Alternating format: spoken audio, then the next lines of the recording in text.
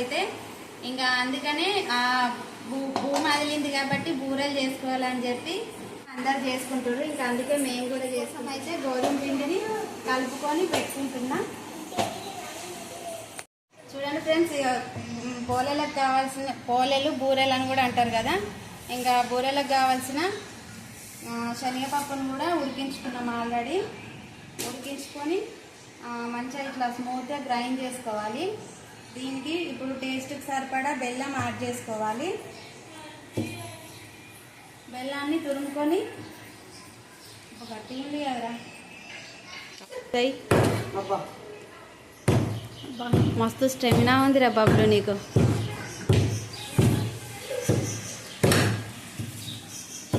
దంచు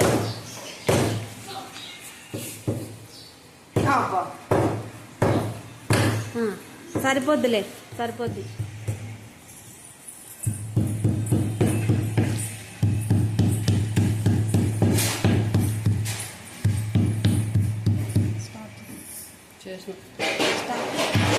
ఇట్లా మంచిగా కొంచెం దంచుకోవాలా. ఇప్పుడు ఒక బౌల్లో వేసుకొని కరిగించుకోవాలి.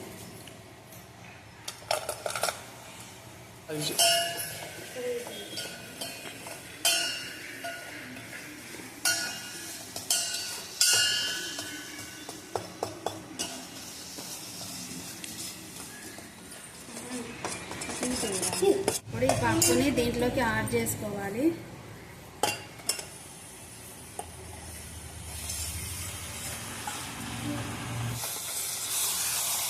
ఇదంతా బాగా మంచిగా మిక్స్ చేసుకోవాలా. బెల్లము పప్పు కలిసిపోయిందాక.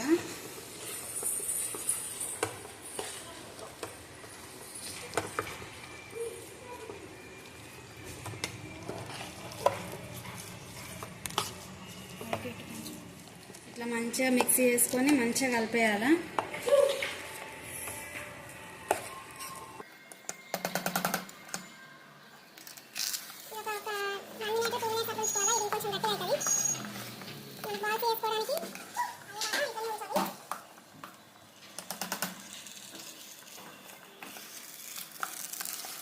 స్టవ్ ఆఫ్ చేసేసిన.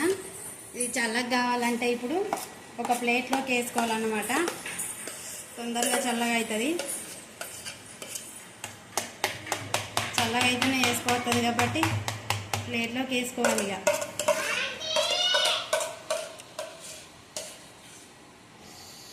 ఇది కొంచెం ఫ్యాన్ కింద పెడితే చల్లగా అయిపోతుంది. అప్పుడు ఇంకా ప్రిపేర్ చేసుకోవచ్చు. ఇంకా పప్పు అయితే మొత్తం చల్లబడిపోయింది. మనకు ముద్దలు చేసుకోవడానికి కూడా వస్తుంది. ఇప్పుడైతే బూరెలు చేసుకుందాం. ఆనిపోయింది. మంచిగా రాసుకొని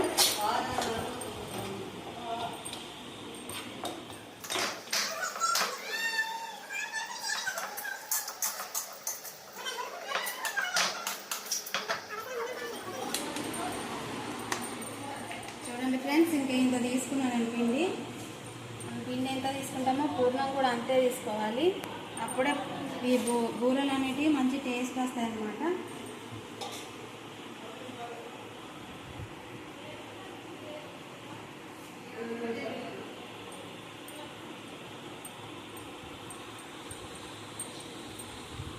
మంచిగా ఫిల్ చేసుకోవాలి. దీన్ని పూర్ణం బయటికి రాకుండా వేస్తే మంచిగా వస్తాయి. మంచిగా రెండు వైపులా మంచిగా నూనె రాసుకొని, నెయ్యి నూనె రాసుకోండి. నేనైతే నెయ్యి రాసుకోలేదు, నూనె రాసుకున్నా. ఇట్లా మంచిగా రోల్ చేసుకోండి. మరీ సన్నగా వేసుకోవద్దు, దొడ్డు కూడా వేసుకోవద్దు. మీడియంగా వేసుకోవాలా, అప్పుడే బాగుంటాయి బూరెలు.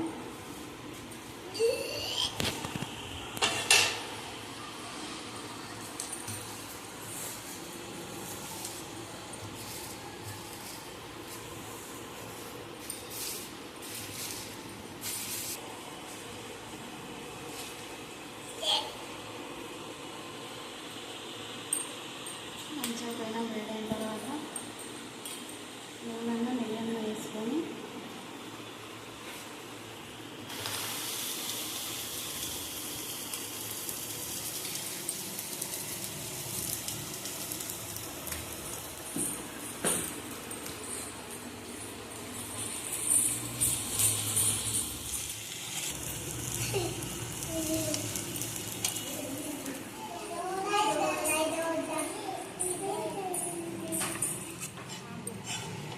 ఫ్రెండ్స్ ఇదే విధంగా మిగతా అన్ని బూరెలు కూడా ఇట్లనే వేసుకోవాలా.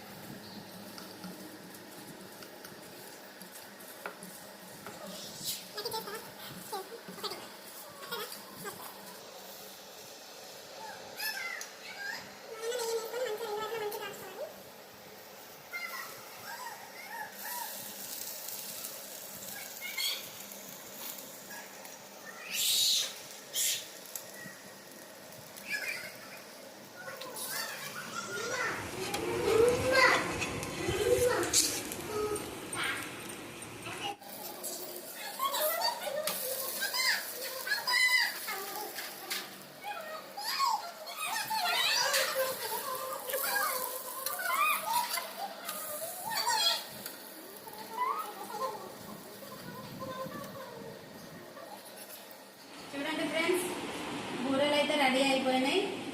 ఇంకా టేస్టీ చేయడమే. చూసారు కదా, మీరు కూడా ట్రై చేయండి, చాలా టేస్టీగా ఉంటాయి.